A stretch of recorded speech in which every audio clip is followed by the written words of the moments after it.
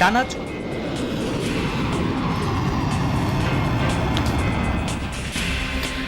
ইরানের বিরুদ্ধে থামছেই না ইসরায়েল যুক্তরাষ্ট্রের যৌথ হামলা। মিসাইল ড্রোন ছোড়ার পরিধি বাড়ালো আইআরজিসি।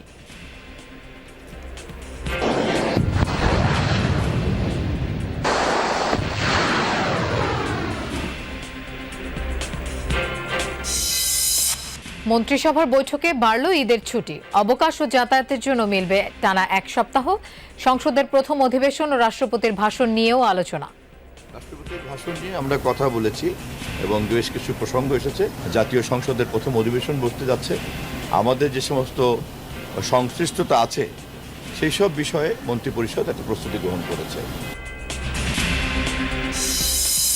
সরকারের পরিকল্পনা ও পররাষ্ট্র নীতি বিষয়ে পল কাপুরের সাথে বিএনপির আলোচনা। বাংলাদেশে কি হচ্ছে, আমাদের নীতিমালাগুলো কি, আমাদের ভবিষ্যৎ যে কর্মপন্থা সেগুলো কি। জিয়াউর রহমান ও খালেদা জিয়ার প্রতি শ্রদ্ধা জানালেন মার্কিন মন্ত্রী। প্রধানমন্ত্রীর দুর্নীতি বিরোধী অঙ্গীকার ও পদক্ষেপ আশার সঞ্চার করলেও কয়েকজন মন্ত্রীর বক্তব্য হতাশাজনক, বলল টিআইবি। নতুন গভর্নরের নিয়োগ বাতিলের দাবি।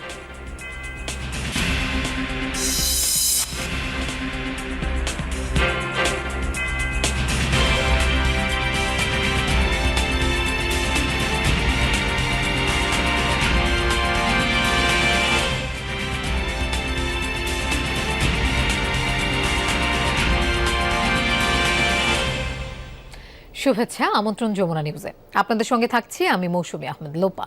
এতক্ষণ শিরোনাম দেখছিলেন। ষষ্ঠ দিনের মতো ইরানে অব্যাহত যুক্তরাষ্ট্র ও ইসরায়েল যৌথ তাণ্ডব।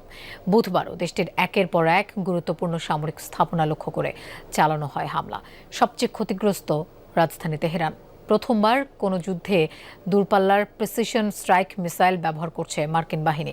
ইরানের নিরাপত্তা বিভাগের বেশ কয়েকটি শাখার সদর দফতর গুঁড়িয়ে দেওয়ার দাবি করেছে ইসরায়েল।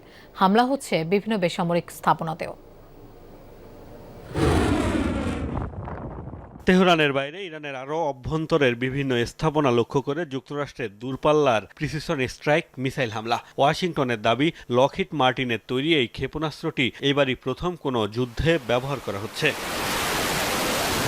সময়ের সাথে পাল্লা দিয়ে ইরান জুড়ে হামলার পরিধি বাড়াচ্ছে ইসরায়েল ও যুক্তরাষ্ট্র।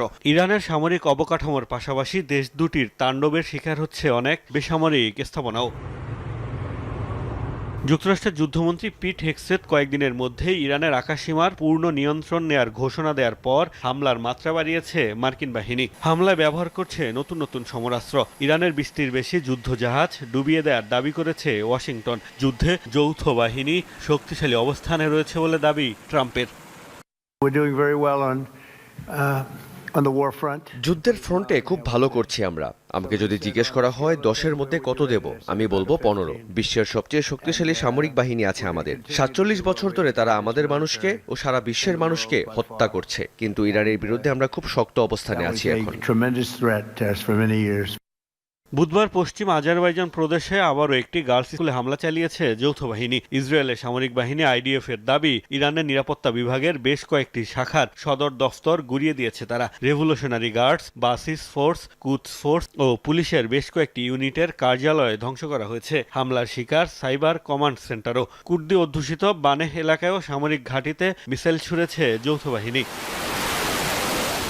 এছাড়া মঙ্গলবার এরিয়াল ফাইটে ইরানের একটি ইয়াক-130 যুদ্ধবিমান ধ্বংসের দাবি করেছে ইসরায়েল। দেশটির দাবি, তাদের F-35 ফাইটার জেট ব্যবহার করে যুদ্ধবিমান ভূপাতিতের ঘটনা এটি প্রথম। মোস্তফা মাহমুদ, যমুনা নিউজ। কূটনৈতিক আলোচনার নামে বিশ্বাসঘাতকতা করেছেন ডোনাল্ড ট্রাম্প। তাই শত্রুদের বিরুদ্ধে শেষ পর্যন্ত লড়াই অব্যাহত থাকবে, এমন হুঁশিয়ারি দিয়েছেন ইরানের পররাষ্ট্রমন্ত্রী আব্বাস আরাগচি। বৃহস্পতিবার রাতে মিসাইল হামলার পরিধি আরও বাড়িয়েছে আইআরজিসি। ইসরায়েলের পাশাপাশি কুয়েত, কাতার এবং সৌদি ভূখণ্ডে চালানো হয় হামলা। প্রাণহানির শঙ্কায়